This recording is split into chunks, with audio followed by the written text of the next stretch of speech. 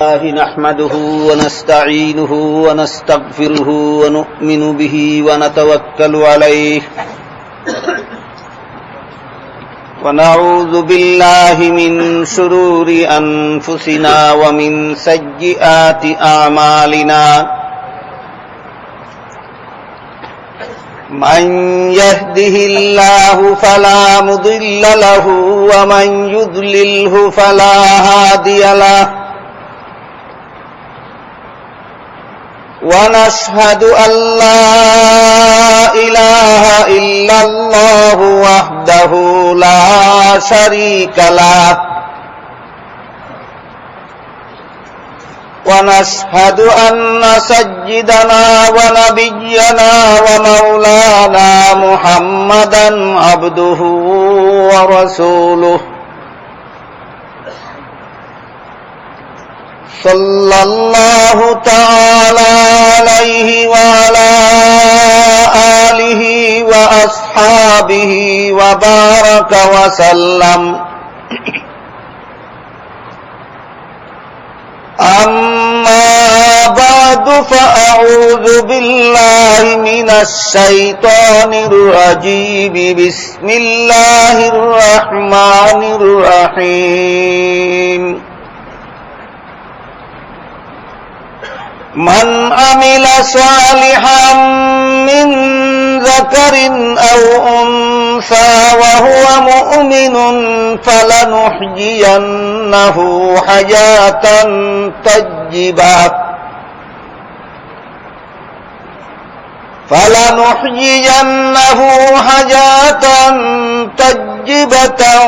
ولنجزينهم أجرهم بأحسن ما كانوا يعملون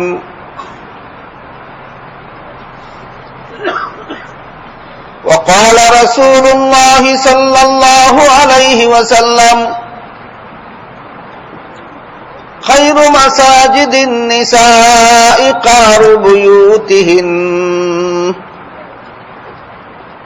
أو كما قال عليه الصلاة والسلام হযরত উলামায়ে কেরাম, সম্মানিত সুধী সমাজ, আমরা সমস্ত মুসলমানেরা জানি এবং বিশ্বাস করি যে এই দুনিয়ার জীবনটা আমাদের চিরস্থায়ী জীবন নয়, একটা ক্ষণস্থায়ী জীবন।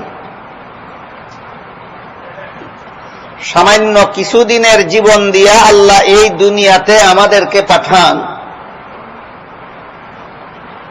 পরকালের চিরস্থায়ী ঠিকানা জান্নাতের পথে চলার জন্য। কিন্তু যারা দুনিয়ার ক্ষণস্থায়ী জীবনের সামান্য তুচ্ছ সুখ শান্তি এবং ভোগ বিলাসের লালসায় দুনিয়ার জীবনে যারা জান্নাতের পথে চলে না, এরা মরণের পরে জাহান্নামে চলে যাবে। খুব বড় একটা কঠিন পরীক্ষার জন্য আল্লাহ দুনিয়াতে আমাদের পাঠান। এখানে নানা রকমের ভোগ বিলাসের ব্যবস্থা রেখেছেন আল্লাহ দুনিয়াতে, নানা রকমের আমোদ প্রমোদের ব্যবস্থা রেখেছেন আল্লাহ দুনিয়াতে, শুধুমাত্র আমাদেরকে পরীক্ষা করার জন্য যে এই ক্ষণস্থায়ী দুনিয়ার রং তামাশা আমোদ প্রমোদ আর ভোগ বিলাসে ভুলে গিয়ে আমরা জান্নাতের পথ ছেড়ে জাহান্নামের পথে চলি কিনা, এই পরীক্ষার জন্যই আল্লাহ আমাদেরকে দুনিয়াতে পাঠান। সুতরাং দুনিয়ার জীবনটা হলো মানুষের একটা কঠিন পরীক্ষার জীবন। তাই হাদিস শরীফে রাসূল করিম সাল্লাল্লাহু আলাইহি ওয়াসাল্লাম বলেন, তামুতুনা কামা তাহইয়াউনা ওয়া তুহশারুনা কামা তামুতুন, আও কামা ক্বালা আলাইহিস সালাতু ওয়াস সালাম। অর্থাৎ তোমাদের দুনিয়ার জীবন যাপনটা যেমন হবে, মরণটাও তেমন হবে, হাসরটাও তেমন হবে। যার দুনিয়ার জীবন যাপন হবে নেক আমলের মাধ্যমে, সে নেককার হিসাবে মরবে এবং হাসরের মাঠে নেককারদের কাতারে তাই পাবে। যে দুনিয়াতে বদকারদের সাথে জীবন যাপন করবে, বদকার অবস্থায় তার মরণ হবে, পরকালে বদকারদের কাতারে তার তাই হবে। হাদিসের সারমর্ম হল, আমল ভালো যার, মরণ ভালো তার, মরণ ভালো যার, হাসর ভালো তার। আমল খারাপ যার, মরণ খারাপ তার, মরণ খারাপ যার, হাসর খারাপ তার। তাই দুনিয়াতে মানুষ কিভাবে নেককার অবস্থায় নেক আমলের পথে জীবন যাপন করতে পারে, তার বিধি ব্যবস্থা আল্লাহ পাক রব্বুল আলামিন পবিত্র কোরআনের বিভিন্ন আয়াতে, বিভিন্ন ভাষায়, বিভিন্ন ভঙ্গিতে, বিভিন্নভাবে বর্ণনা করেছেন। তন্মধ্যে আজকে আমি একটি মাত্র আয়াত আপনাদের সামনে তিলাওয়াত করেছি, যেখানে আল্লাহ বলেন, মান আমিলা সালিহাম মিন যাকারিন আও উনসা ওয়া হুয়া মুমিন।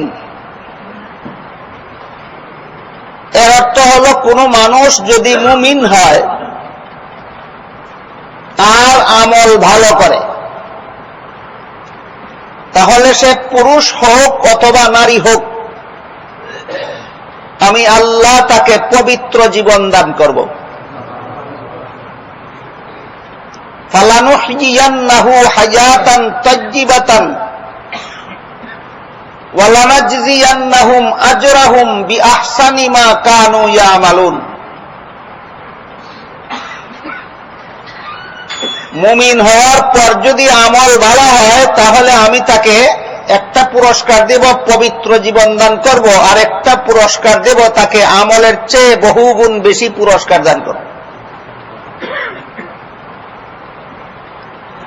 এখানে মুমিন হওয়া এবং আমল ভালো করা দুইটা গুণের কথা আল্লাহ উল্লেখ করেছে।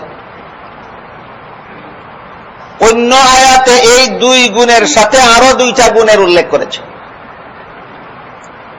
সেখানে বলেন, ওয়ামান আরাদাল আখিরাতা ওয়া সাআলাহা সাআয়াহা ওয়া হুয়া মুমিন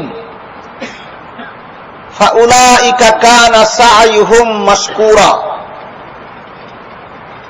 কোন মানুষ যদি মুমিন হয় আর আমল ভালো করে, দুই গুণ, সহি নিয়তে করে এবং নবীর তরিকা মতে করে, আরো দুই গুণ। এই চারটা গুণ যে মানুষের মধ্যে থাকবে, এক নম্বর গুণ সে মুমিন হবে, দুই নম্বর গুণ সে আমল ভালো করবে, তিন নম্বর গুণ সে আমল করবে সহি নিয়তে, চার নম্বর গুণ সে আমল করবে নবীর তরিকা মতে। আল্লাহ বলেন, এই চার গুণ বিশিষ্ট মানুষ, পুরুষ হোক অথবা নারী হোক, আমি আল্লাহর কাছে এদের জন্য পরকালীন পুরস্কার, পরকালীন জান্নাত গ্যারান্টিযুক্ত হয়ে থাকবে। তাই আমাদের চারটা গুণ সম্পর্কে একটু পরিষ্কারভাবে বোঝা দরকার। কোন গুণে গুণান্বিত হলে মানুষকে মুমিন বলা যায়, কোন কাজ করলে মানুষকে আমল ভালো বলা যায়, কেমন নিয়ত হলে নিয়ত সহি বলা যায়, কোন তরিকায় আমল করলে সেটাকে নবীর তরিকা বলা যায়। এই কথাগুলি একটু বিস্তারিতভাবে আমাদের বোঝা দরকার। এছাড়া আল্লাহ যে বললেন, আমি এই চার গুণওয়ালাদেরকে পবিত্র জীবন দান করব, পবিত্র জীবনের ব্যাখ্যা কি? পবিত্র জীবন কেমন জীবনকে বলা হয়, এটাও পরিষ্কারভাবে বোঝা দরকার। তারপর যে আল্লাহ বললেন, আমলের তুলনায় অনেক বেশি পুরস্কার দিব, আমলের তুলনায় পুরস্কারের বেশির পরিমাণটা কত সেটাও বোঝা দরকার। আবার আল্লাহ বললেন, মান আমিলা সালিহাম মিন যাকারিন আও উনসা, এই 4 গুণ পুরুষের মধ্যে থাকলে সে যেমন যেই পুরস্কার পাবে, 4 গুণ নারীদের মধ্যে থাকলে তারাও একই পুরস্কার পাবে। এখানে আমরা একটা জিনিস পরিষ্কারভাবে পেলাম, সেটা হলো আল্লাহর কাছে নারী পুরুষ এক ব্যাপারে সমান। কোন ব্যাপারে আল্লাহর কাছে নারী পুরুষ সমান? পুরস্কার পাওয়ার বেলায়। 4 গুণওয়ালা পুরুষ আল্লাহর কাছে যে পুরস্কার পাবে, 4 গুণওয়ালা নারীও আল্লাহর কাছে একই পুরস্কার পাবে। তাহলে নারী পুরুষ সমান কোন ক্ষেত্রে? আল্লাহর কাছে পুরস্কার পাওয়ার বেলায়। কাজের বেলায় নারী পুরুষ সমান নয়, নারী পুরুষের যোগ্যতা সমান নয়, কাজ সমান নয়, কর্মস্থল সমান নয়। পুরুষের যোগ্যতা আলাদা, নারীর যোগ্যতা আলাদা। তাই পুরুষের কাজ আলাদা, নারীর কাজ আলাদা। পুরুষের কর্মক্ষেত্র আলাদা, নারীর কর্মক্ষেত্র আলাদা। 3 ক্ষেত্রে পৃথক, 1 ক্ষেত্রে সমান। নারী পুরুষ 3 বেলায় পৃথক, যোগ্যতার বেলায় পৃথক। নারী পুরুষের যোগ্যতা সমান নয়। দ্বিতীয়, নারী পুরুষের কাজের বেলায় ব্যবধান, নারী পুরুষের কাজ এক সমান নয়। 3 নম্বর, নারী পুরুষের কর্মক্ষেত্র আলাদা, নারী পুরুষের কর্মক্ষেত্র সমান নয়। শুধুমাত্র আল্লাহর কাছে পুরস্কার পাওয়ার বেলায় সমান। যেহেতু আল্লাহ বলেছেন মিন যাকারিন আও উনসা, 4 গুণওয়ালা মানুষটা পুরুষ হোক অথবা নারী হোক, পুরুষটাকেও পবিত্র জীবন দান করব, নারীটাকেও পবিত্র জীবন দান করব। পুরুষকেও আমলের তুলনায় বহুগুণ বেশি পুরস্কার দেব, নারীটাকেও আমলের তুলনায় বহুগুণ বেশি পুরস্কার দেব। আমার কাছে আজকে অনেকে আবদার করেছেন, আজকের এই মাহফিলে অনেক মা বোনেরাও এসেছেন। অনেক ক্ষেত্রেই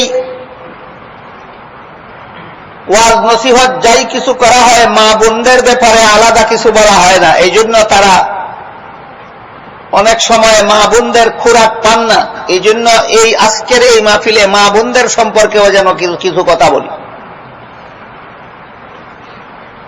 বুঝে থাকলে বলুন, আয়াতের মধ্যে আল্লাহ শুধু পুরুষের কথা বলেছেন না নারীদের কথাও? 4 গুণওয়ালা মানুষটা পুরুষ হইলে যে পুরস্কার পাবে আল্লাহর কাছে, 4 গুণওয়ালা মানুষটা নারী হইলেও সেই একই পুরস্কার পাবে আল্লাহর কাছে। গুণ 4টা হওয়া দরকার, তুমি পুরুষ হও অথবা নারী হও। 4 গুণের তালিকাটা আমরা প্রথমেই স্মরণ রাখি। ঈমান, আমল, সহিনিয়ত, নবীর তরিকা। 4 গুণ কি কি? ঈমান, আমল, সহিনিয়ত, নবীর তরিকা। এই 4 গুণ পুরুষের মধ্যে থাকলে সেই পুরুষ আল্লাহর কাছে যে পুরস্কার পাবে, 4 গুণ নারীর মধ্যে থাকলে সেই নারীও আল্লাহর কাছে একই পুরস্কার পাবে। তাহলে নারী পুরুষ সমান হইল কোথায়? আল্লাহর কাছে পুরস্কার পাওয়ার বেলায়। যোগ্যতায় সমান অতীতেও ছিল না, বর্তমানেও নাই, ভবিষ্যতেও হবে না। নারীর পেটে সন্তান গর্ভে ধারণ করার যোগ্যতা আছে। দুনিয়ার কোন পুরুষের এই যোগ্যতা অতীতেও ছিল না, বর্তমানেও নাই, ভবিষ্যতেও হবে না।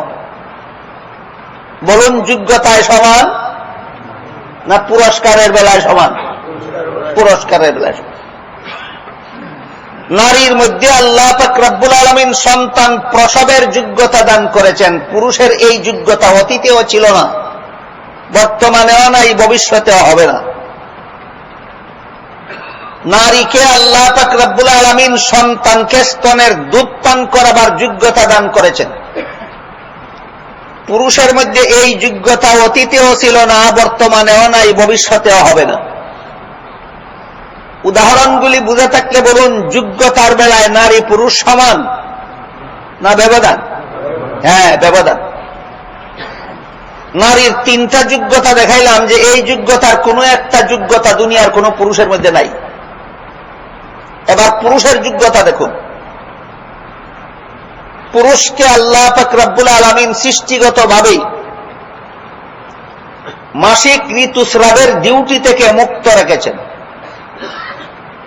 কোন পুরুষের অতীতেও কোনদিন মাসিক ঋতুস্রাব হয়নি, বর্তমানেও হচ্ছে না, ভবিষ্যতেও কিয়ামত পর্যন্ত হবে না। সুতরাং যে নারীর ঋতুস্রাবের ডিউটি আছে, সন্তান গর্ভে ধারণের ডিউটি আছে, যে নারী সন্তান প্রসবের ডিউটি আছে, যে নারীর সন্তান লালন পালনের ডিউটি আছে, সেই নারীকে দিয়েই যদি আপনারা রুজি রোজগার করান, আপনারা কোন কাজটা করবেন? দোকানদারি যদি নারীদেরই করতে হয়, চাকরি যদি নারীদেরই করতে হয়, ব্যবসা যদি নারীদেরই করতে হয়, পয়সা কামানি যদি নারীদেরই করতে হয়, আপনারা কোন কাজটা করবেন? এজন্য আল্লাহ পাক রব্বুল আলামিন পরিষ্কার ভাষায় কোরআনে বলে দিয়েছেন, الرجال قوامون على النساء بما فضل الله بعضهم على بعض وبما أنفقوا من أموالهم। নারী এবং পুরুষের মধ্যে যত পার্থক্য আছে, এর মধ্যে একটা পার্থক্য হল, উপার্জন করবে পুরুষ আর নারী শুধু ভোগ করবে। উপার্জন করবে কে? ভোগ করবে কে? নারী। উপার্জনের দায়িত্ব পুরুষের, ভোগ দখলের অধিকার নারী। নারীকে এই অধিকার ইসলাম ছাড়া দুনিয়াতে আর কেউ দিতে পারে না। একমাত্র ইসলাম নারীদেরকে এই মর্যাদা দিয়েছে, এই অধিকার দিয়েছে। যেহেতু নারীর মাসিক ঋতুস্রাবের ডিউটি আছে, এই জন্য তাকে রুজি রোজগার করতে পাঠানো যাবে না।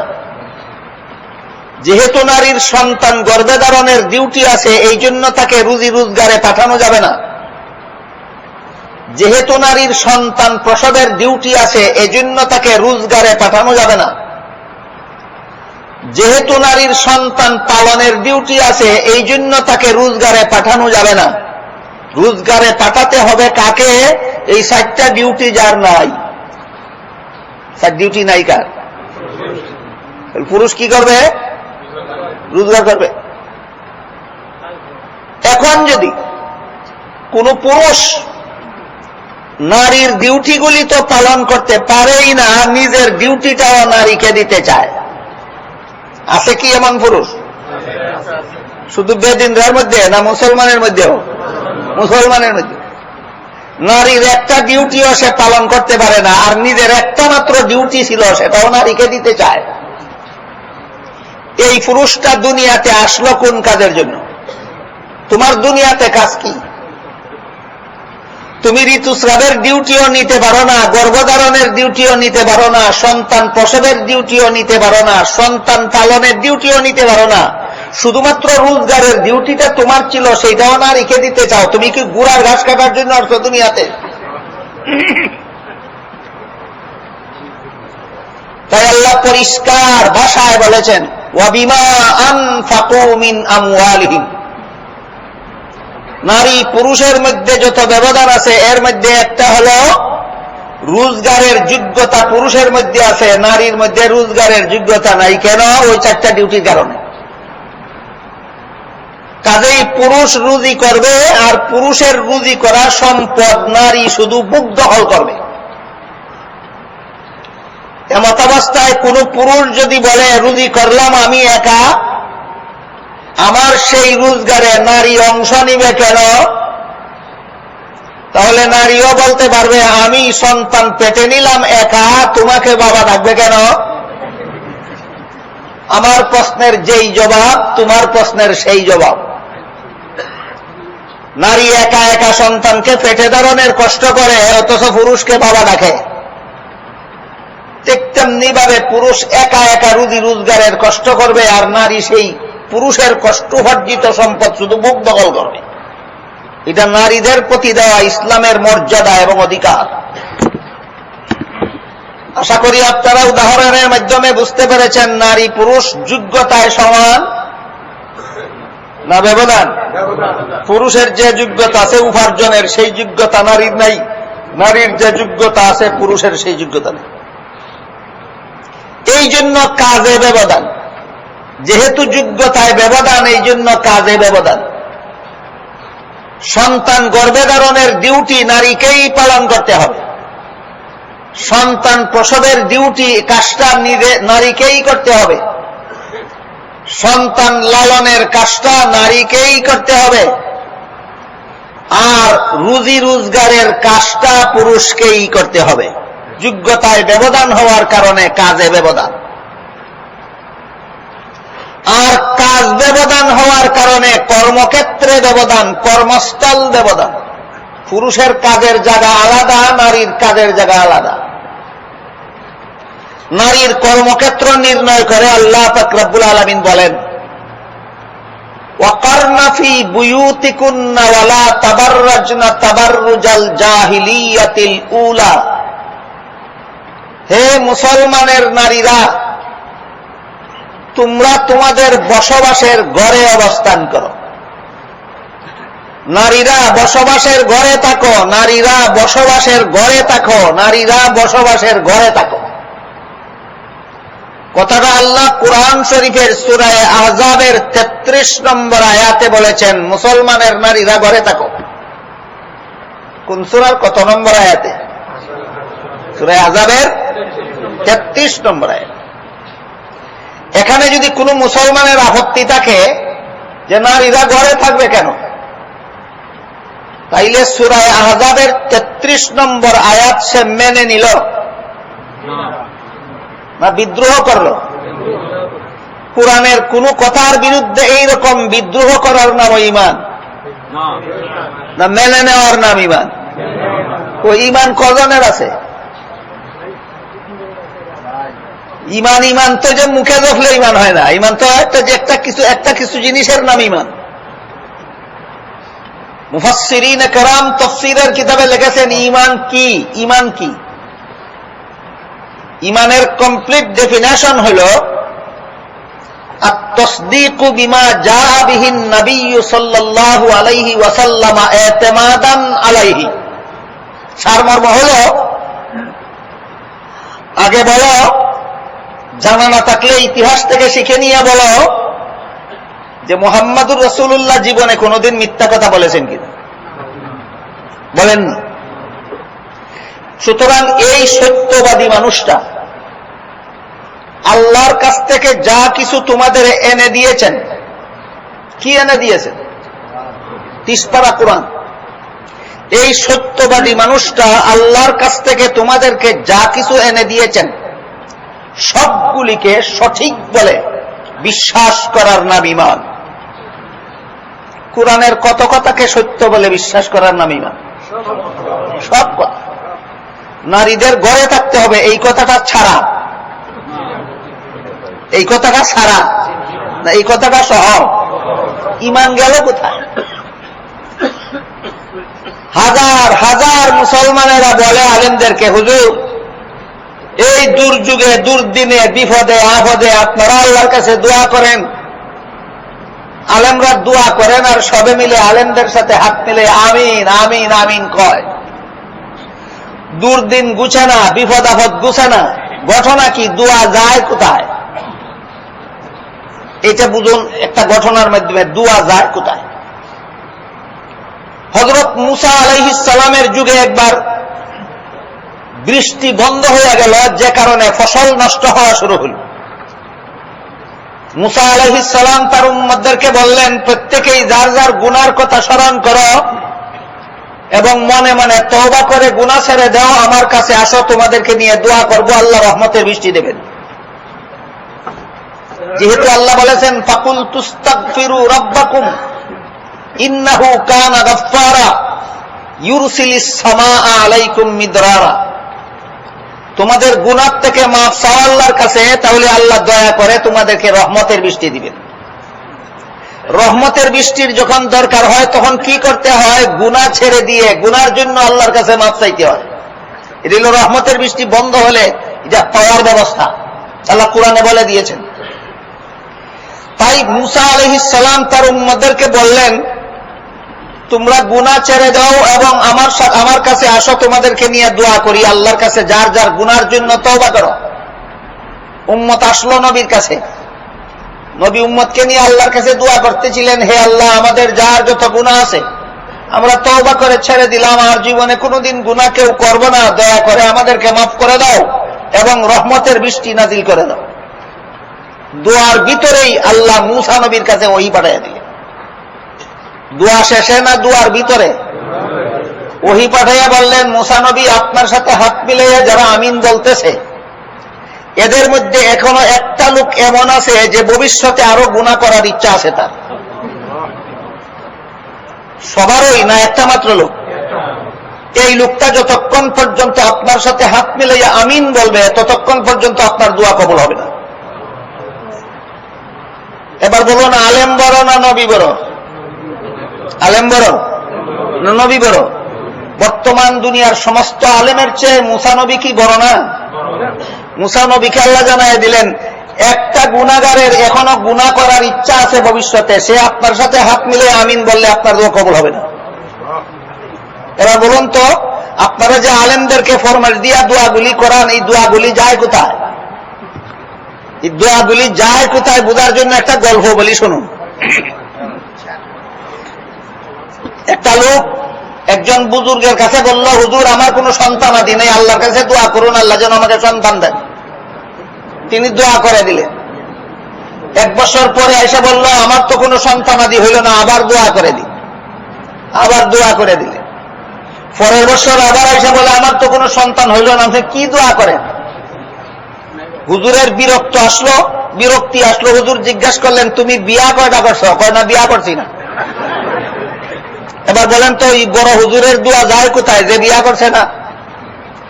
বিয়া করছে না লোকের জন্য বড় হুজুরে দোয়া করলে দোয়া যেখানে যায়, যার যার গুনাহ থেকে তওবা করছে না লোকেরা, হুজুরের কাছে দোয়া চাইলে দোয়া কবুল না হইয়া সেখানেই যায়। পরিষ্কার হইল কথা? দোয়া যায় কোথায়?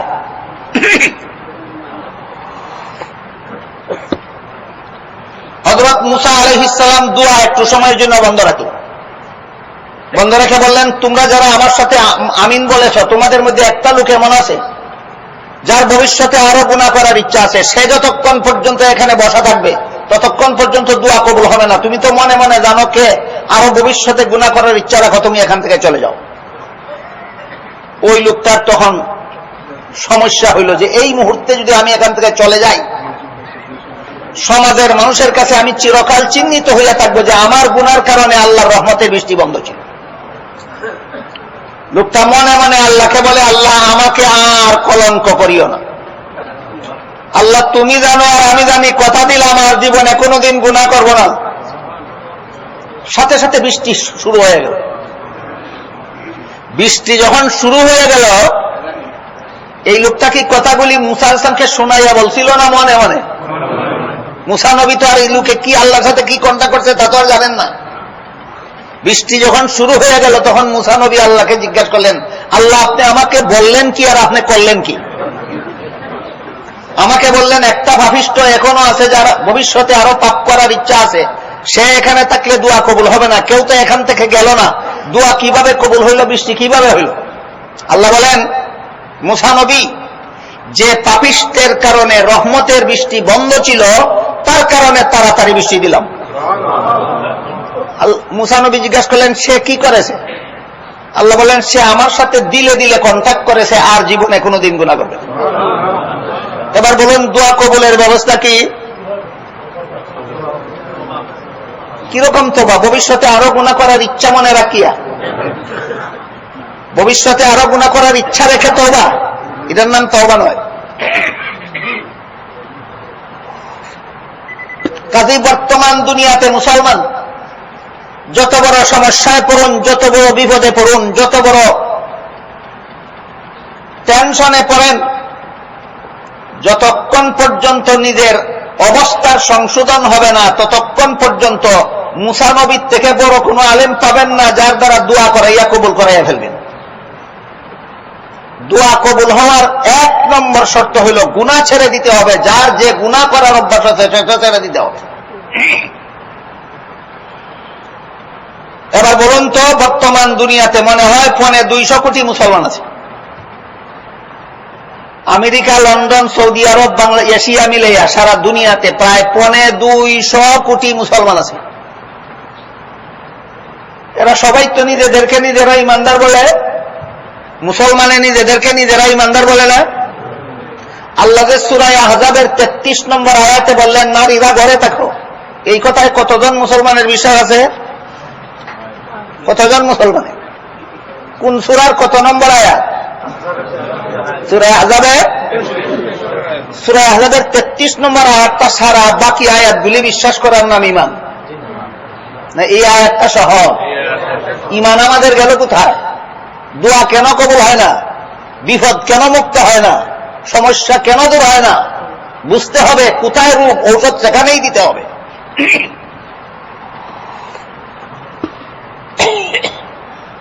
এরপরে বলেন ওয়ালা তাবাররাজনা তাবাররুজাল জাহিলিয়াতিল উলা, মুসলমানের নারীরা বসবাসের ঘরে থাকবে, এটা আল্লাহর বিধান। কারণ কি? 2 কারণ। মুফাসসিরিনে কেরাম লিখেছেন মুসলমানের নারী ঘরে থাকবে কেন, তার 2টা কারণ। একটা কারণ হলো ও কারণে যদি মুসলমানের নারী ঘর থেকে বের হয়ে ফতেঘাটে ঘোরাফেরা করে তাহলে তার মান ইজ্জতটাও ফতেঘাটেই লুণ্ঠিত হবে। নারী যদি ও কারণে ঘর থেকে বের হয়ে ফতেঘাটে অবাধে ঘোরাফেরা করে তাহলে নারীর মান ইজ্জত ফতেঘাটেই পুরুষেরা লুটে নিয়ে যাবে। এটা কি এখনো চোখে আঙ্গুল দিয়ে দেখাবার বাকি রইল? যে নারীরা ফতেঘাটে অবাধে ঘোরাফেরা করে এর মান ইজ্জত বলতে কিছু আছে না? ফতেঘাটেই শেষ, ফতেঘাটেই শেষ। এই হলো এক কারণ আল্লাহ মুসলমানের নারীকে ঘরে থাকতে বলেছেন কেন? এক কারণ, ও কারণে যদি ফতেঘাটে ঘোরাফেরা করো তোমার মান ইজ্জত ফতেঘাটেই যাবে।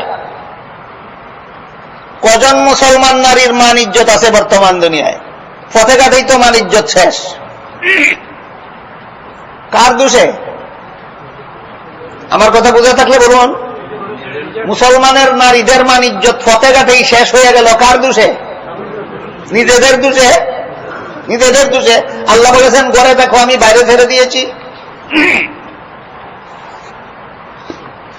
2 নম্বর কারণ, নারীদের জীবনে যে ডিউটিগুলি আছে, মাসিক ঋতুস্রাবের ডিউটি, এটা ফতেঘাটে পালন করা সুবিধা না বসবাসের ঘরে পালন করা সুবিধা? সন্তান গর্ভে নিয়ে দিন রাত কাটাবার ডিউটি ফতেঘাটে পালন করা সুবিধা না বসবাসের ঘর সুবিধা? সন্তান প্রসবের ডিউটি ফতেঘাটে পালন করা সুবিধা না বসবাসের ঘর সুবিধা? সন্তান লালন পালনের ডিউটি ফতেঘাটে সুবিধা না বসবাসের ঘর সুবিধা? তাহলে নারীকে আল্লাহ, মুসলমানের নারীকে বসবাসের ঘরে থাকতে বললেন সূরা আহজাবের 33 নম্বর আয়াতে। কত কারণে? 2 কারণে। 1 নম্বর, ফতেঘাটে তোমার মান ইজ্জত যাবে না যদি বসবাসের ঘরে থাকো। 2 নম্বর, তোমার যে আলাদা ডিউটি আছে, যে ডিউটি দুনিয়ার কোন পুরুষ তোমাকে হেল্প করতে পারবে না, ওইগুলি পালন করার উপযোগী পরিবেশ হইল বসবাসের ঘর।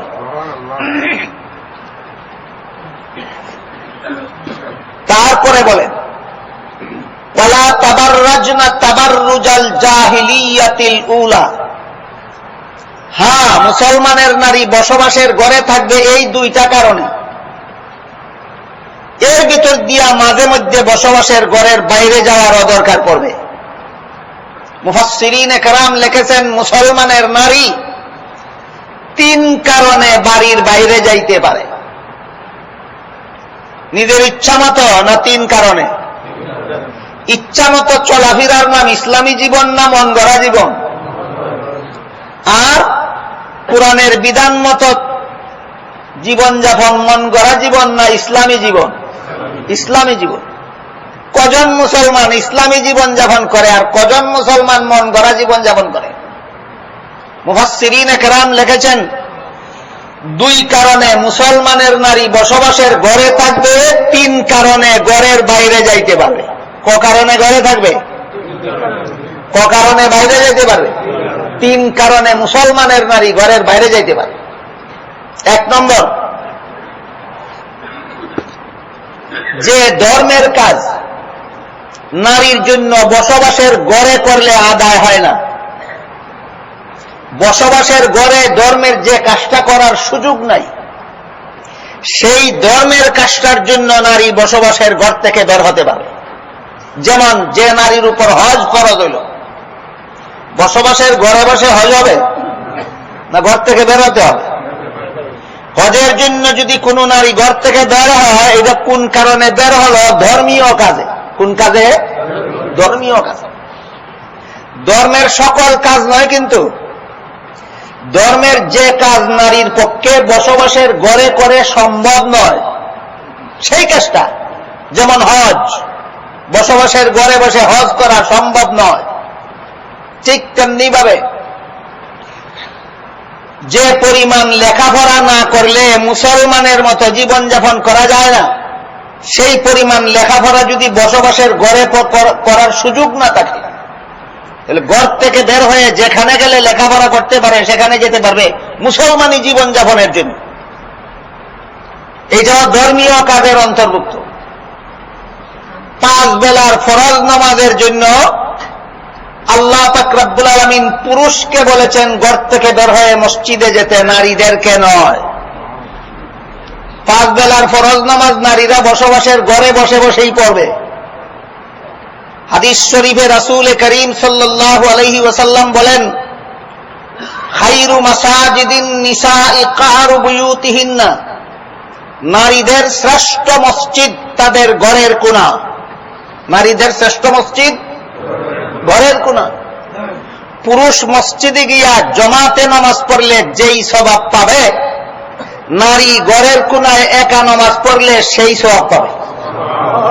আগেই বলেছি, কাজে ব্যবধান পুরস্কারে সমান। কাজে ব্যবধান পুরস্কারে সমান। পুরুষ মসজিদে গিয়া জমাতের সাথে নামাজ পড়লে যেই পুরস্কার, নারী ঘরের কোণায় একা নামাজ পড়লে সেই পুরস্কার।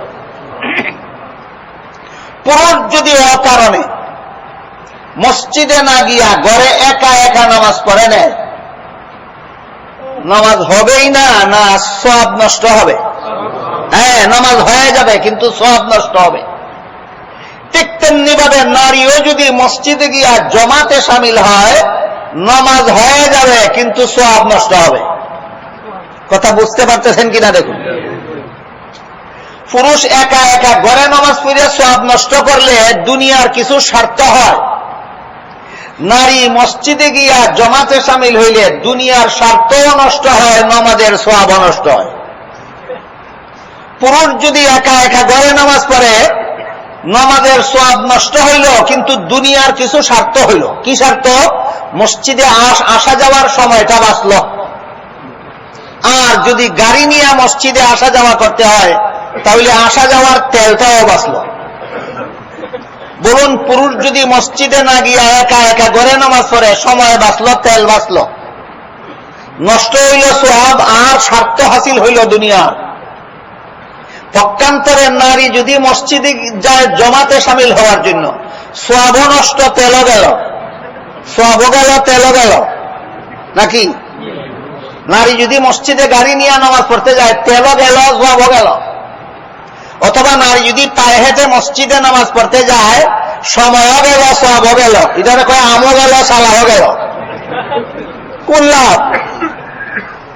কাজেই নারীদের মসজিদে জমাতে শামিল হওয়া সওয়াবের কাজ নয়, ফ্যাশন। সওয়াব না ফ্যাশন? ফ্যাশন ছাড়েন, আল্লাহর সহি নিয়তে আল্লাহর গোলামির জন্য ইবাদত বন্দেগী করেন। ইবাদত বন্দেগীকে ফ্যাশন বানাইবেন না। 5 বেলার নামাজের জন্য, জমাতের জন্য, পুরুষের জন্য মসজিদে জমাতের সাথে নামাজ পড়া সুন্নাত, নারীদের জন্য নয়। জুমার নামাজ পুরুষের উপর ফরজ, নারীর উপর ফরজ নয়।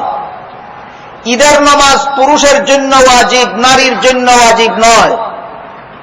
5 বেলার নামাজের জমাত পুরুষের জন্য সুন্নাত, নারীর জন্য সুন্নাত নয়। দেখুন, সমান সমান হইল না ব্যবধান? আল্লাহ যেখানে ব্যবধান করে দিলেন, রাসূল যেখানে ব্যবধান করে দিলেন, সেখানে সারা দুনিয়ার প্রায় সমস্ত মুসলমান আদা জল খাইয়া লাগছে সমান করার জন্য। কেউ সমান অধিকার কইয়া রাস্তায় বাইর কইরা নিতে চায়, আর কেউ সমান কইয়া মসজিদে আনিয়া নারীদেরকে হাজির করতে চায়।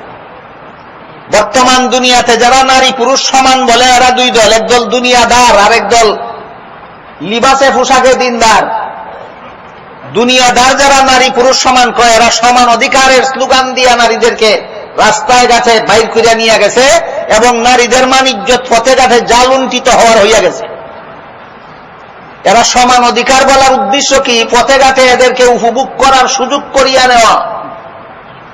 আর যারা বলে ইবাদত বন্দেগীর বেলায় নারী পুরুষ সমান, ব্যবধান নাই, এরা অন্তত মুসল্লি নমাজি নারীদেরকে তো পথে ঘাটে দেখতে পারে না, মসজিদে নিয়ে দেখতে চায়। এরা কোথায় নিয়ে দেখতে চায়? মসজিদে নিয়ে দেখতে চায়। আল্লাহ রসুল কি বলেছেন? নারীদের শ্রেষ্ঠ মসজিদ কোনটা? ঘরের কোনা। একজন মেয়ে লোকে রাসূল করিম সাল্লাল্লাহু আলাইহি ওয়াসাল্লামকে বলে, ওগো আল্লাহর রাসূল, আমার মনে চায় মদিনা শরীফের মসজিদে আপনার পিছনে জামাতের সাথে নামাজটা পড়তাম। কারণ হাদিস শরীফে উল্লেখ আছে, মদিনা শরীফের মসজিদে জামাতে নামাজ পড়লে এক রাকাতে 50,000 রাকাতের সমান সওয়াব পাওয়া যায়। বুঝে থাকলে বলুন, মদিনা শরীফের জামাতে শামিল হইলে এক রাকাতে কত রাকাতের সওয়াব? এই কারণে একটা মেয়ে লোকে রসুলকে বলে, এই সওয়াবের জন্য আমি আপনার পিছনে মদিনা শরীফের মসজিদের জামাতে শরীক হইতে চাই। আল্লাহ রসুল ওই মেয়ে লোকটাকে বলেন, এই সবটাই তুমি পাবে ঘরের কোনায় একা একা পড়লে। বুঝে থাকলে এবার বলুন, মেয়ে লোকের নামাজের পরিপূর্ণ সওয়াব কোথায়? মসজিদে না ঘরে? জামাতে না একা একা? একা একা। আমাদের সমাজে কিছু লিবাসদারি লোক আদা জল খাইয়া লাগছে নারীদেরকে মসজিদে হাজির করার জন্য। এদের আমও যাইব, চলাও যাইব। আম যাইব মানে নমাজের সওয়াব যাইব, চলা যাইব মানে দুনিয়ারও ক্ষতি হইব, সময়ও যাইব, তেলও যাইব। কথা বুঝলেন কিনা দেখুন।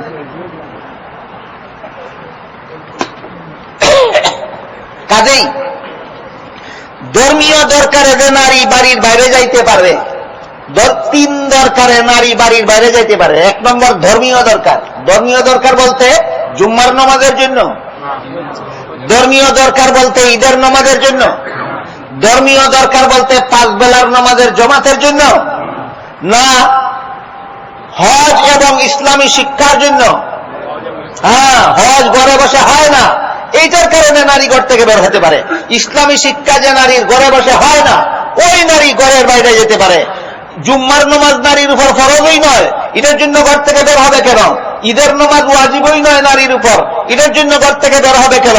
5 বেলার নামাজ জামাতে পড়া নারীর জন্য সুন্নতই নয়, তারাবির নামাজ জামাতে পড়া নারীদের জন্য সুন্নতই নয়, এটার জন্য ঘর থেকে বের হবে কেন? পরিষ্কার বুঝলেন কিনা দেখুন। গেল 1 নম্বর কারণ, যে 3 কারণে নারী ঘর থেকে বের হতে পারে, এর মধ্যে একটা হলো ধর্মীয় কারণ। ধর্মীয় কারণের ব্যাখ্যাটা বুঝলেন কিনা দেখুন। এই ব্যাখ্যাটা না জানার কারণে অনেকে ঢালাও ভাবে সর্বাবস্থায় নারীদেরকে ঘর থেকে বের করে মসজিদে হাজির করতে চায়। এরা ভুল পথে আছে। এদের কথায় যারা চলবে, এরা আমও যাবে, সালাও যাবে। 2 নম্বর কারণ, ব্যক্তিগত কারণ। একটা নারী যদি তার মাকে দেখতে চায়, নিজের ঘরে বসে যদি মাকে দেখা সম্ভব না হয়, একটা মেয়ে যদি তার বাবাকে দেখতে চায়, তার ভাইকে দেখতে চায়, তার বোনকে দেখতে চায়, তার চাচাকে দেখতে চায়, তার মামাকে দেখতে চায়, এদেরকে যদি নিজের ঘরে বসে দেখা সম্ভব না হয়, যেখানে গেলে দেখা যাবে সেখানে যেতে পারে। এটা কোন কারণ? এটা তার ব্যক্তিগত কারণ। কোন নারী যদি কোনো সম্পদ বেচা কিনা করে, আর সম্পদের বেচা কিনার দলিল যদি ঘরে বসে করা না যায়, তাহলে যেখানে গেলে দলিল করা যায় সেখানে যেতে পারে। কোন কারণ? ব্যক্তিগত কারণ। এই ব্যক্তিগত কারণেও নারী ঘরের বাইরে যেতে পারে। গেল 2 নম্বর কারণ। 3 নম্বর কারণ, যে নারীটা আর্থিক সংকটে পড়েছে।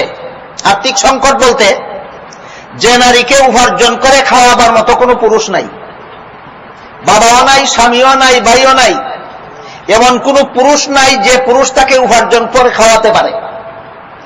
এবং সরকারও যদি ওই নারীকে ভাতা না দেয়, উপার্জন করে খাওয়াবার মতো নিজের কোনো আত্মীয় পুরুষও নাই, এবং এই অসহায় নারীটাকে সরকারও যদি কোনো ভাতা না দেয়, তাহলে ওই নারীটা স্বাভাবিক অবস্থায় আছে না আর্থিক সংকটে পড়েছে? এই রকম আর্থিক সংকটে পড়েছে যেই নারী, সেই নারীটা ঘর থেকে বের হয়ে যেখানে গেলে 2 পয়সা রুজি করতে পারবে, যেখানে গিয়া কাজ করলে পয়সা কামাই করতে পারবে, সেখানে যাইতে পারে। এটা হলো 3 নম্বর কারণ। নারী 3 কারণে, মুসলমানের নারী 3 কারণে ঘর থেকে বের হতে পারে। 1 নম্বর ধর্মীয় কারণ, 2 নম্বর ব্যক্তিগত কারণ, 3 নম্বর আর্থিক সংকট। 3টা কারণ সবিস্তারে বুঝলেন কিনা?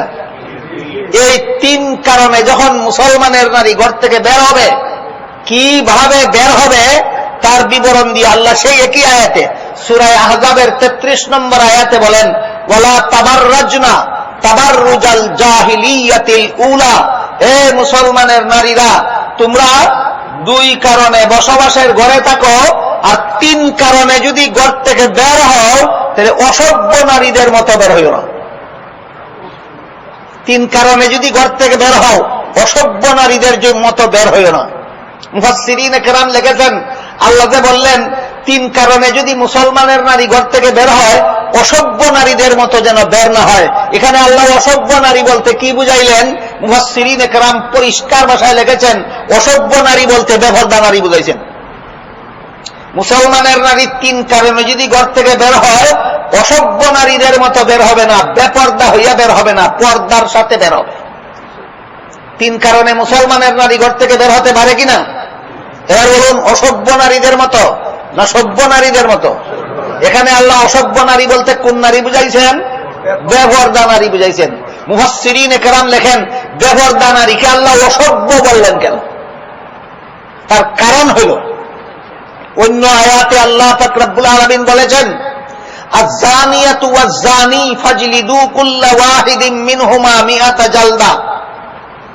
জিনাকারিনী নারী আর জিনাকার পুরুষ যদি অবিবাহিত হয় আর আদালতে যদি তাদের জিনা সাব্যস্ত হয়, তাহলে সরকারের দায়িত্ব হলো এই জিনাকারিনী নারীকেও 100 বেত্রাঘাত করা এবং জিনাকার পুরুষকেও 100 বেত্রাঘাত করা। কার দায়িত্ব?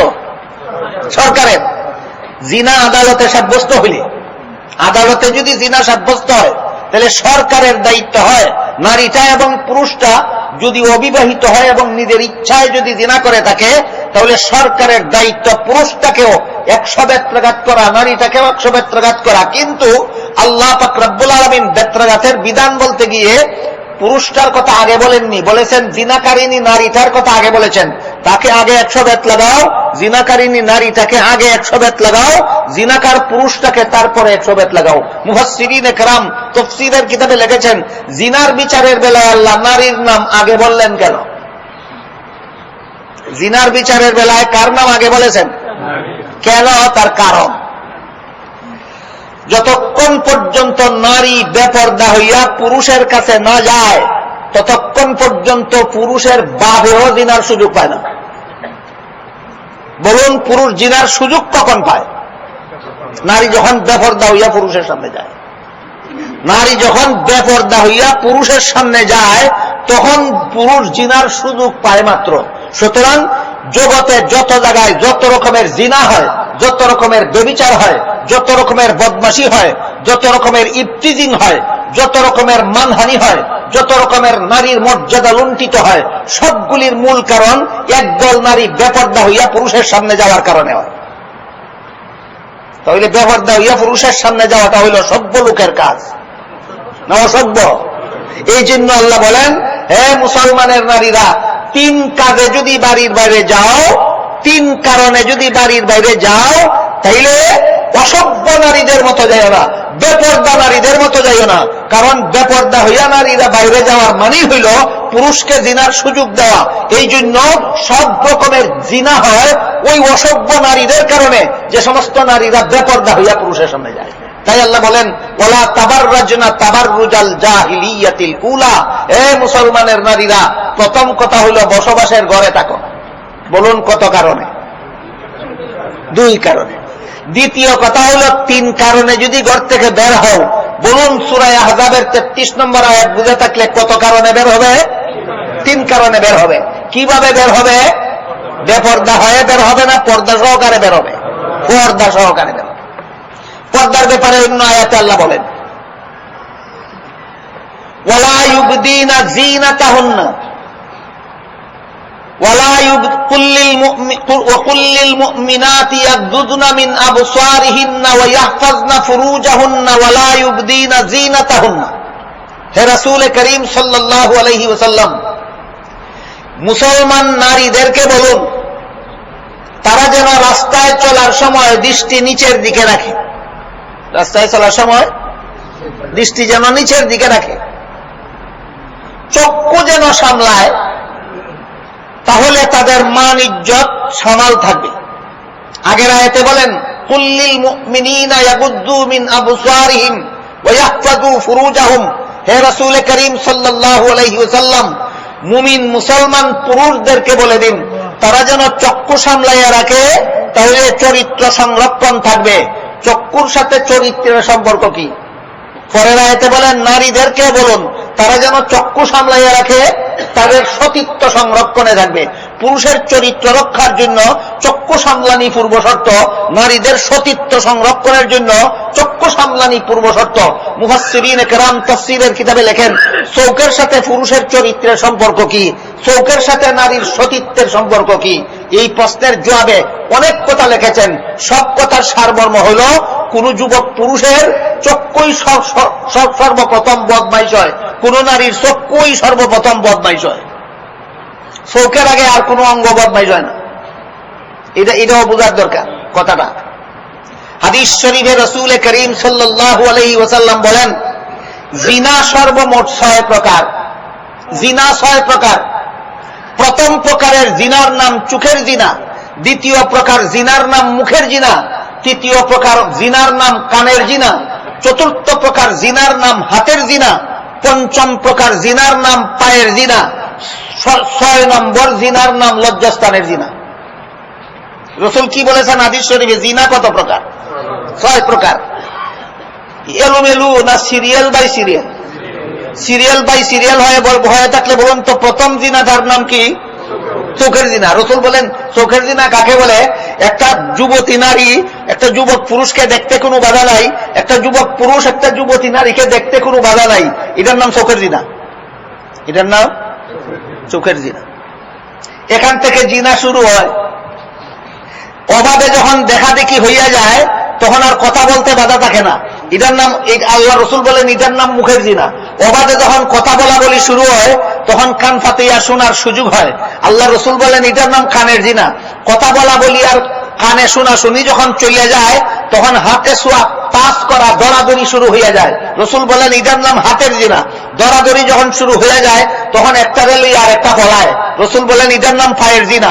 আর ফলাইয়া গেলে পরেই বদমাশিতে লিপ্ত হয়, রাসূল বলেন এটার নাম লজ্জাস্থানের জিনা। আপনাদের রাসূলের কথা আপনাদের বিশ্বাস হয়? আমি বলেছি না আপনাদের রাসূল বলেছেন? তাহলে রাসূল কি বলেছেন? জিনা কোত্থেকে শুরু হয়? চোখের থেকে জিনা শুরু হয়, কই গিয়া শেষ হয়? লজ্জাস্থানে গিয়া শেষ হয়। এই জন্য আল্লাহ পাক রব্বুল আলামিন বলেন কুল্লিল মুমিনিনা ইয়াগুদ্দু মিন আবসারিহিম ওয়া ইয়াহফাযু ফুরুজাহুম। ঈমানদার পুরুষদেরকে বলে দিন চোখের মধ্যে যেন জিনা বন্ধ রাখে, লজ্জাস্থান পর্যন্ত জিনা ফলবে না। ওয়া কুল্লিল মুমিনাতি ইয়াগুদ্দুনা মিন আবসারিহিন্না ওয়া ইয়াহফাযনা ফুরুজাহুন্না। ঈমানদার নারীদেরকেও বলে দিন চোখ থেকে যেন জিনা বন্ধ করে, লজ্জাস্থান পর্যন্ত জিনা পৌঁছবে না। এবার বুঝলেন চোখের সাথে চরিত্রের সম্পর্ক, চোখের সাথে সতীত্বের সম্পর্ক। চোখ থেকেই জিনা শুরু হয়, আর চোখের জিনা যে ফিরাইতে পারে না লজ্জাস্থানের জিনাও সে ফিরাইতে পারে না। চোখের জিনা সে যে ফিরাইতে পারে লজ্জাস্থানের জিনা সে ফিরাইতে পারে। সবগুলি সরাসরি কোরআনের আয়াত থেকে বলছি আপনাদেরকে। কেন? কারণ আমাদের বুঝতে হবে 4 গুণওয়ালা নারী হোক পুরুষ হোক, এদের জন্য যে জান্নাতের গ্যারান্টি দিলেন আল্লাহ, এদের জন্য যে পবিত্র জীবনের গ্যারান্টি দিলেন আল্লাহ, 4 গুণের প্রথম গুণটা কি? ঈমান। কারে কয়? এই কোরআনের এই কথাগুলির প্রতি অনাস্থা দেওয়ার নাম।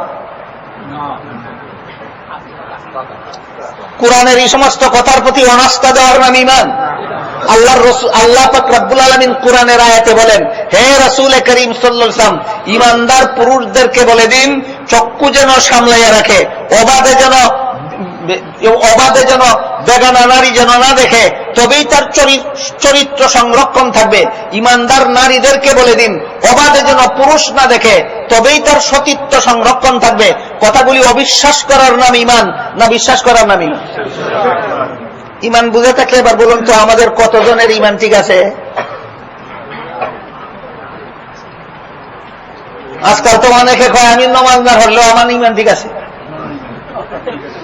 আমি মদ খাইলেও আমার ইমান ঠিক আছে। ইমান কোন গুড়ার দিবেন নাম বুঝছো তুমি? কিসের নাম ইমান? এজন্য আমাদের পরিষ্কার ভাবে বুঝতে হবে, 30 পারা কোরআনে আল্লাহ যা কিছু বলেছেন সবগুলি সঠিক বলে বিশ্বাস করার নাম ইমান। নারীদেরকে ঘরে থাকতে বলেছেন, সঠিক বলেছেন, বিশ্বাস করার নাম ইমান। আর 3 কারণে বের হতে পারবে বলেছেন, সঠিকভাবে বিশ্বাস করার নাম ইমান।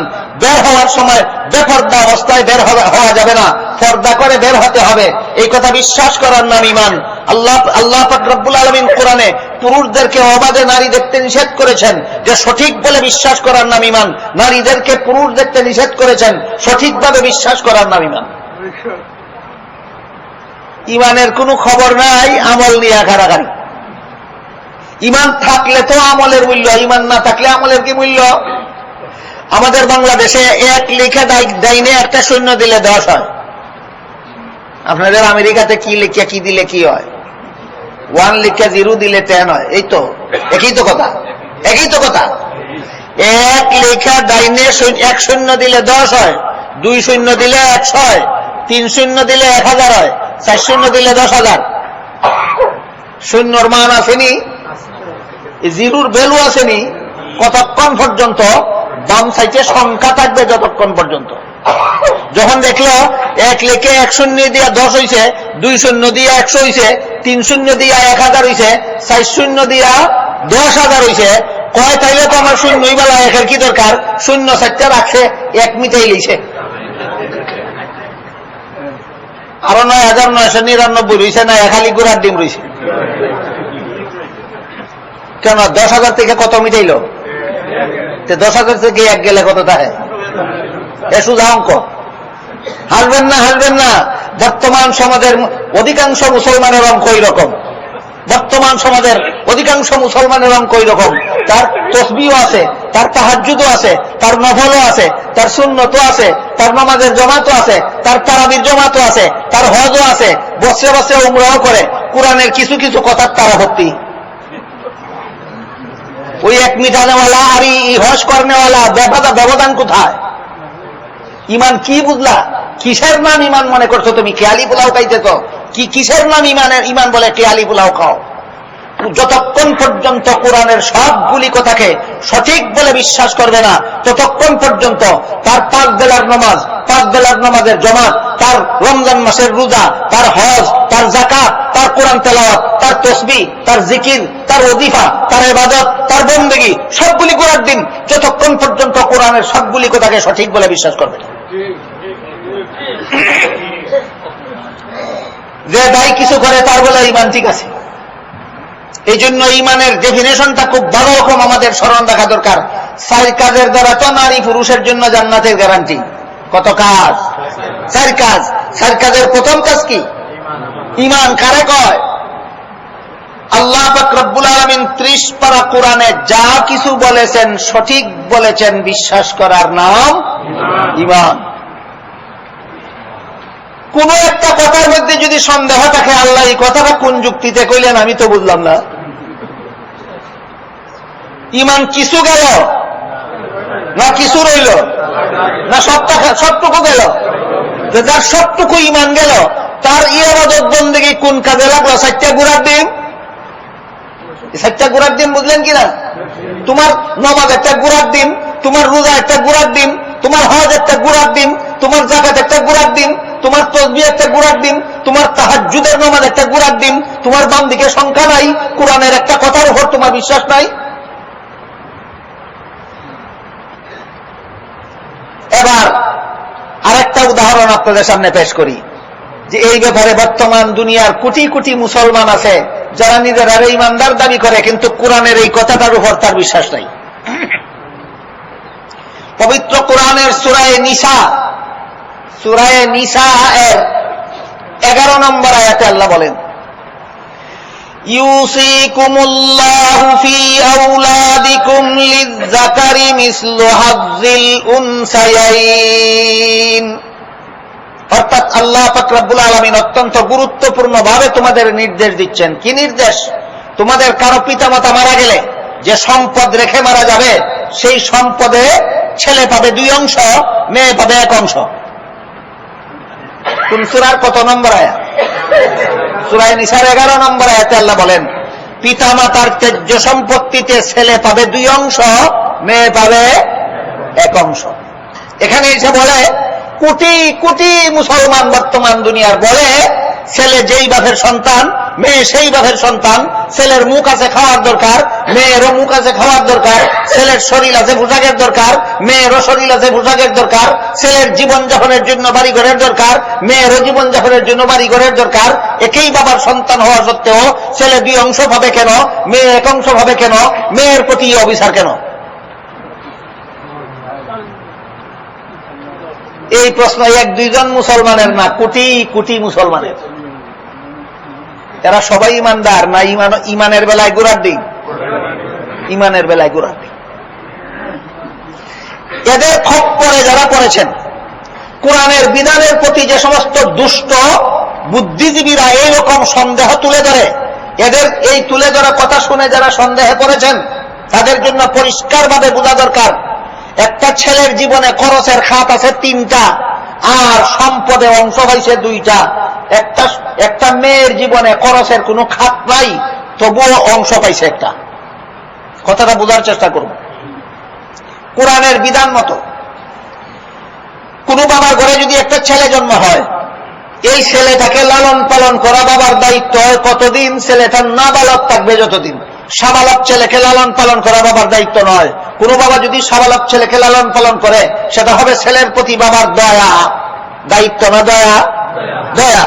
পক্ষান্তরে বাবার ঘরে যদি ছেলে জন্ম হয়, তাহলে মেয়ে জন্ম হয়, তাহলে সাবালক নাবালক কোনো প্রশ্ন নাই। যতদিন পর্যন্ত বিয়ে না হবে, ততদিন পর্যন্ত মেয়েটাকে লালন পালন করা বাবার দায়িত্ব হয়। এবার বুঝে থাকলে বলুন, ছেলে ভালার দায়িত্ব কতদিন, মেয়ে ভালার দায়িত্ব কতদিন? ছেলে ভালার দায়িত্ব নাবালক থাকবে যতদিন, মেয়ে ভালার দায়িত্ব বিয়ে না হবে যতদিন। তাহলে জীবনের শুরুতেই বাবার সম্পদে লালিত পালিত হওয়ার অধিকার ছেলে মেয়ে সমান সমান পাইল না? মেয়ে অগ্রাধিকার পাইল? আল্লাহ দেয় অগ্রাধিকার, হে কয় সমান অধিকার। হে কত বড় বাটপার! আসলে হবে না, কথাগুলি বুঝতে হবে। বলুন, আল্লাহ ছেলে মেয়েকে সম্পদের মুগ্ধ হলে সমান অধিকার দিয়েছে না মেয়েকে অগ্রাধিকার দিয়েছে? মেয়েকে অগ্রাধিকার দিয়েছে। আল্লাহ যেখানে অগ্রাধিকার দিল, সেখানে সমান অধিকারের দাবিটা কি বাটপারি নয়? এখন বলুন তো, বর্তমান দুনিয়াতে এমন কিছু মুসলমান আছেনি যারা সম্পদের মুগ্ধ হলে ছেলে মেয়ের সমান অধিকার চায়? এরা কোন জাতের মুসলমান? আল্লাহ দিলেন অগ্রাধিকার, হেসায় সমান অধিকার। আজকে যদি মুসলমানের সমাজে সমান অধিকার আইন পাশ হয়, আগামীকালই প্রত্যেকটা স্বামী তার স্ত্রীকে বলবে, তুই আমারে মোহর দিলে না, আমি তোরে মোহর দেবো কেন? সমান অধিকার গেল কোথায়? তুই আমারে খোরাক দিলে না, আমি তোরে খোরাক দিব কেন? সমান অধিকার গেল কোথায়? তুই আমারে বাড়িঘর দিলে না, আমি তোরে বাড়িঘর দেবো কেন? সমান অধিকার গেল কোথায়? কথা বুঝতে পারছেন? সমান অধিকারের বিস্ফোল আসতেছে। এই সমান অধিকারের স্লোগান যারা উঠাইছে, এরা কোরআনের বিরুদ্ধে স্লোগান উঠেছে। কোরআনের বিরুদ্ধে স্লোগান উঠাইয়া মুসলমান দাবি করলে এর পর মুমিন তাকে, মুমিন কি বুঝছো? কোরআন দিন। এবার আমরা বোঝার চেষ্টা করি, ছেলে যেদিন থেকে সাবালক হইল, এদিন থেকে তার নিজের লালন পালনের দায়িত্ব নিজেরই। যেদিন থেকে বিয়া করলো, বউ ভালার দায়িত্ব তার। যেদিন থেকে সন্তানাদি হইল, সন্তান ভালার দায়িত্ব তার। বুঝে থাকতে বলুন, ছেলের জীবনে খরচের খাত কথা। 1 নম্বর, সাবালক হওয়ার পর থেকে নিজের লালন পালন। 2 নম্বর, বিয়ের পর থেকে বউ লালন পালন। 3 নম্বর, সন্তান হওয়ার পর থেকে সন্তানের লালন পালন। ছেলের জীবনে খরচের খাত আছে 3টা। সম্পদে অংশ পাইছে বেশি পাইল না কম পাইছে? এবার আছে মেয়ের বেলায়। বিয়ের আগ পর্যন্ত ভালবে বাবা, বিয়ের পর থেকে মরণ পর্যন্ত ভালবে স্বামী। নিজের লালন পালনের দায়িত্ব নাই, স্বামী ভালার দায়িত্ব নাই, সন্তান ভালার দায়িত্ব নাই। হাত কথা তারপর অংশ পাইছে একটা। যার 3টা খরচ আছে 2টা অংশ পাইছে, সে বেশি পাইল না যার একটা খরচ নাই সে একটা অংশ পাইছে সে বেশি পাইল? তাইলে আল্লাহ পাক রব্বুল আলামিন ছেলেকে মেয়ের সমান দিলেন না মেয়েকে ছেলের থেকে বেশি দিলেন? বেশি দিলেন। এর ঘরে যারা সমান অধিকার জপে, এই জফাটা কি কোরআনের বিরুদ্ধে যায় না? এই জফাটা কোরআনের বিরুদ্ধে যায় না? তুমি ঈমান কোন জিনিসের নাম বুঝছো? কোরআনের সব কথা সঠিক বলে বিশ্বাস করার নাম ঈমান। কোরআনের সব কথা সঠিক বলে বিশ্বাস করার নাম ঈমান। চিন্তা করে দেখুন, বর্তমান দুনিয়াতে যত মুসলমান নিজেদেরকে ঈমানদার দাবি করে, ঈমান কোথায় আছে? ঈমানদার যে দাবি করে, ঈমান আছে কোথায়? এবার আমরা বোঝার চেষ্টা করি, আল্লাহ পাক রব্বুল আলামিন 4 গুণে গুণান্বিত পুরুষ এবং নারী সবাইকে পবিত্র জীবনের সুসংবাদ দান করেছেন। 4 গুণের প্রথম গুণের নাম, এতক্ষণ ঈমান সম্পর্কে যত সামান্য আলোচনা হইল, 4 গুণের প্রথম গুণের নাম ঈমান। এই 4 গুণ কোন পুরুষের মধ্যে থাকলে আল্লাহর কাছে যেই পুরস্কার পাবে, এই 4 গুণ কোন নারীর মধ্যে থাকলে সেও আল্লাহর কাছে একই পুরস্কার পাবে। সুতরাং নারী পুরুষ সমান কোথায়? সম্পদের বন্টনের বেলায়, সম্পদ বন্টনের বেলায় নারী পুরুষ সমান না নারীর অগ্রাধিকার? ভালো রকম স্মরণ রাখুন, দুনিয়ার জীবনে যত সম্পদ বুক দখল করার মতো আছে, সমস্ত সম্পদে ইসলাম নারীকে দিয়েছে অগ্রাধিকার, অগ্রাধিকার, অগ্রাধিকার। কোথাও সমান অধিকার নেই। সকল সম্পদের বুক দখলে ইসলাম নারীকে পুরুষের উপর কি দিয়েছে? অগ্রাধিকার দিয়েছে। কুরআন অগ্রাধিকার দিয়েছে। সমান অধিকার বললে একদিকে নারীর অধিকার খর্ব করা হইল, অপরদিকে কোরআনের বিরুদ্ধে বিদ্রোহ করা হইল। এই বিদ্রোহের নাম ঈমান নয়।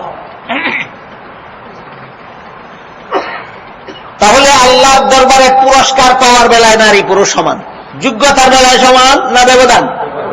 কাজের বেলায় সমান না ব্যবধান? কর্মস্থলের বেলায় সমান না ব্যবধান? এই 3টা উদাহরণ শেষ করেছি বলে, যোগ্যতায় ব্যবধান কিভাবে উদাহরণ দিয়েছি, কাজের বেলায় ব্যবধান কিভাবে উদাহরণ দিয়েছি, কর্মস্থলের বেলায় ব্যবধান কিভাবে উদাহরণ দিয়েছি।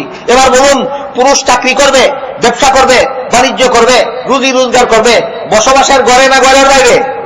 হ্যাঁ, ঘরের বাইরে। নারীর কর্মস্থল ঘরের ভিতরে, পুরুষের কর্মস্থল ঘরের বাইরে। কথা বুঝলেন কিনা দেখুন, নারীর কর্মস্থল ঘরের ভিতরে, পুরুষের কর্মস্থল ঘরের বাইরে। কাজ ভিন্ন কিন্তু পুরস্কার সমান। এর কয়েকটা উদাহরণ শুনুন। কোন মানুষ যদি কোন জালিমের বিরুদ্ধে ন্যায় সঙ্গতভাবে যুদ্ধ করে, তাহলে সে ইসলামের বিধান মতে সে জিহাদের সওয়াব পায়। অন্যায় যুদ্ধ করলে জিহাদের সওয়াব পায় না ন্যায্য যুদ্ধ? ন্যায্য যুদ্ধ। কার যুদ্ধ কি পরিমাণ ন্যায়, কার যুদ্ধ কি পরিমাণ অন্যায়, দুনিয়াতে কেউ যদি এটা প্রকাশ করতে না হবে, শেষ বিচারের দিন ইনশাআল্লাহ আল্লাহর দরবারে প্রকাশ হবে। সেই আলোচনায় আমি যাব না। আমি শুধু বলতে চাচ্ছি যে ন্যায় সঙ্গতভাবে যদি কেউ কারো কোন জালিমের বিরুদ্ধে, কোন জালিম অত্যাচারী সন্ত্রাসীর বিরুদ্ধে যদি কেউ ন্যায় সঙ্গতভাবে যুদ্ধ করে, ইসলামের বিধান মতে সে জিহাদের সওয়াব পায়। আল্লাহ রাসূল বলেন, নারী যখন স্বামীর গড় করে সেও জিহাদের সওয়াব পায়। নারী যখন স্বামীর গড় করে সেও কি পায়? দেখুন, পুরুষও আল্লাহর কাছে জিহাদের সওয়াব পাইল, নারীও আল্লাহর কাছে জিহাদের সওয়াব পাইল। একই কাজের দ্বারা না ভিন্ন ভিন্ন কাজ? ভিন্ন ভিন্ন কাজ। তাহলে সমান কোথায়? কাজের বেলায় না পুরস্কার হওয়ার বেলায়? সমান কাজের বেলায় না পুরস্কার পাওয়ার বেলায়? পুরস্কার পাওয়ার বেলায়। যুদ্ধের ময়দান থেকে পুরুষ যদি বিজয়ী হয়ে ফিরে তাহলে পায় গাজীর সওয়াব। যুদ্ধের ময়দান থেকে পুরুষ বিজয়ী হয়ে ফিরলে কিসের সওয়াব? গাজীর সওয়াব। হাদিস শরীফে আল্লাহর রাসূল সাল্লাল্লাহু আলাইহি ওয়াসাল্লাম বলেন, মেয়ে লোকে যদি সন্তান প্রসবের পরে বেঁচে থাকে সেও পায় গাজীর সওয়াব।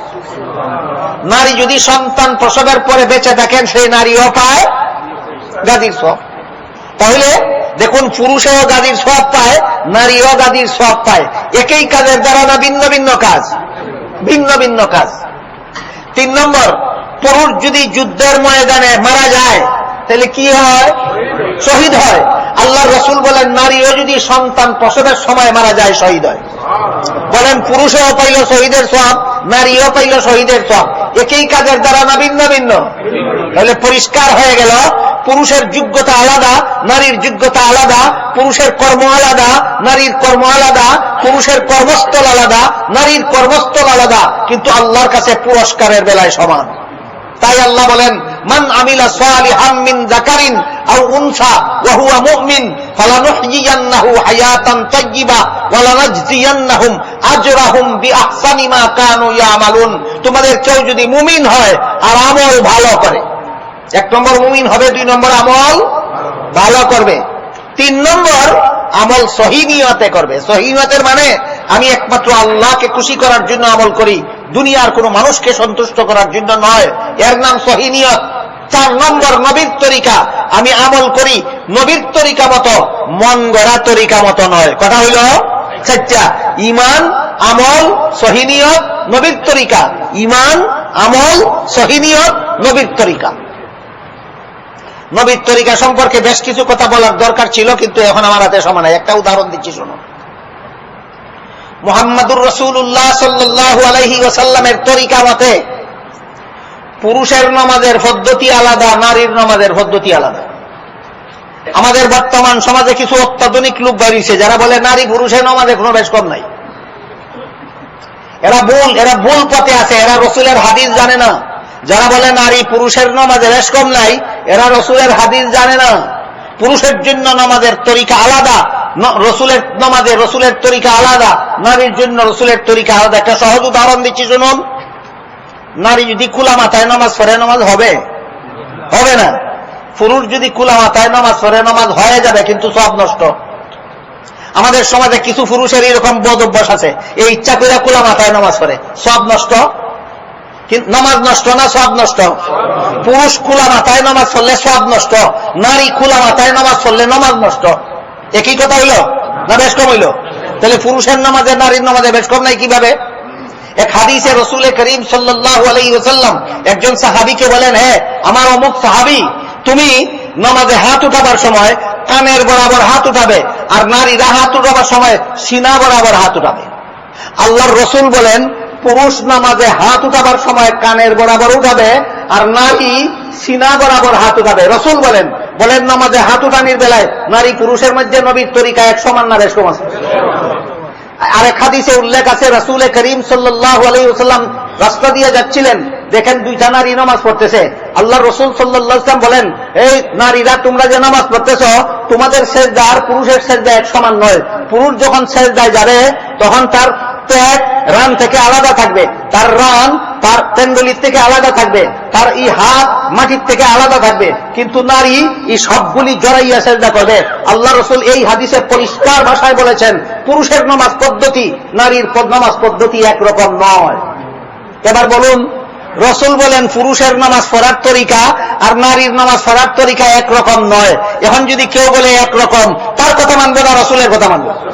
সুতরাং যারা বলে নারী পুরুষের নামাজের তরিকার মধ্যে কোনো বেশ কম নাই, এরা জাহিল, এরা মূর্খ, এরা রাসূলের হাদিস জানে না, এরা মন গড়া কথা বলে। এদের কথায় যদি কোনো নারী নামাজ পড়ে, এদের নামাজের সব নষ্ট হয়ে যাবে। কথা বুঝলেন কিনা? সুতরাং নারী পুরুষের যোগ্যতায় ব্যবধান, কাজে ব্যবধান, কর্মস্থলে ব্যবধান, শুধুমাত্র আল্লাহ পাক রব্বুল আলামিনের কাছে পুরস্কার পাওয়ার বেলায় সমান। পুরস্কার কি? আল্লাহ বলেছেন হায়াতে তাইয়্যিবা দান করব, ফালানুহয়িয়ান্নাহু হায়াতান তাইয়্যিবাতান। আমি আল্লাহ পাক রব্বুল আলামিন এদেরকে পবিত্র জীবন দান করব। অন্য কোনদিন সুযোগ হলে ইনশাআল্লাহ আপনাদেরকে পবিত্র জীবনের ব্যাখ্যা বলে দেব, এবং আমলের চেয়ে যে পুরস্কার অনেক বেশি হবে তার উদাহরণ ইনশাআল্লাহ অন্যদিন বলে দেব। এই পর্যন্ত আমরা যা শুনলাম বুঝলাম, এই অনুপাতে আল্লাহ আমাদের জীবন গড়ার তৌফিক দান করুক। সবাই বলুন আমিন। সুবহান রাব্বিকা রাব্বিল ইজ্জাতি আম্মা ইয়াসিফুন ওয়া সালামুন